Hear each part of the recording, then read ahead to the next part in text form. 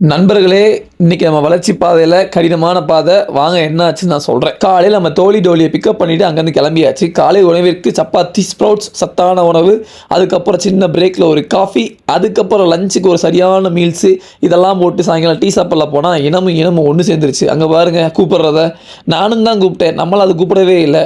இந்த நாயை அந்த நாய் கூப்பிட்டுக்கிட்டே இருக்குது. கடைசியில் பார்த்தா அந்த இது அந்த நாய் ஒரு ஆம்பளை நாயின்னு. மனுஷங்கள்லேருந்து நாய் வரைக்கும் ஒரே மாதிரி இருந்தால் என்ன பண்ணுறது? அதுக்கப்புறம் நம்ம அங்கேருந்து பயிற்சி கிளம்பியாச்சு. இன்றைக்கி நம்ம பயிற்சி பார்த்தீங்கன்னா ஓடுதல் தான். ஏன்னா நம்ம ரொம்ப நாள் ஆச்சு நம்ம கார்டியோலாம் பண்ணி இன்றைக்கி ஓடலாம் முடிவு எடுத்து ஜிம்முக்கு கிளம்பி போயிட்டேன். அங்கே போய் ட்ரெஸ்ஸை சேஞ்ச் பண்ணிட்டு இருக்கும்போது எவ்வளோ அழகாக 2 கட்டுறாரு பார்த்தீங்களா? இவர் தான் எங்கள் மாஸ்டர். எப்பயும் போல் நம்ம மிதிவண்டி பயணத்துலேருந்து ஸ்டார்ட் பண்ணி த்ரெட்மில்ல நார்மலாக ஒரு 5 நிமிஷம் வாக்கிங்கு, அதுக்கப்புறம் ஒரு 10 நிமிஷம் ஜாக்கிங்கு, அப்புறம் இப்போ மிஷினை வந்து ஒரு 17 கிலோமீட்டர் ஸ்பீடில் போட்டு ஒரு 7 செட்டு 30 செகண்ட் பிரேக்.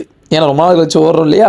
ஓடி முடித்த பிறகு ஹபான்னு இருந்துச்சு. அதை முடிச்சுட்டு எப்பயும் போல் புஷ்அப்பில் ஒரு 3 வேரியேஷனில் டிஃப்ரெண்ட்டாக போட்டுட்டு சரி என்னடா கரெக்டாக போய்கிட்டு இருக்கும் பார்த்தா சைடில் இந்த கௌசிக்கு வந்த மாதிரி இங்கிட்ட வருவான் பாருங்க. நம்ம ஒழுக்கமாக பண்ணிகிட்டு இருக்கும்போது கெடுக்கிறதுக்குனே வருவாங்க. இதுக்கெல்லாம் காரணம் நம்ம மாஸ்டர் தான். ஆனால் ஒன்றும் தெரியாத மாதிரி மூஞ்சி வச்சு பார்ப்பல. இன்றைக்கி நம்ம பயிற்சி அவ்வளோதான். பயிற்சி எவ்வளோ பண்ணமோ அதே அளவுக்கு நம்ம வார்ம் டவுனும் பண்ணணும். சின்ன வார்ம் டவுனில் ஸ்ட்ரெச்சஸ்லாம் முடித்த பிறகு அங்கேருந்து கிளம்பியாச்சு. கிளம்பி எங்கே போவோம்? டீ கடைக்கு தான்.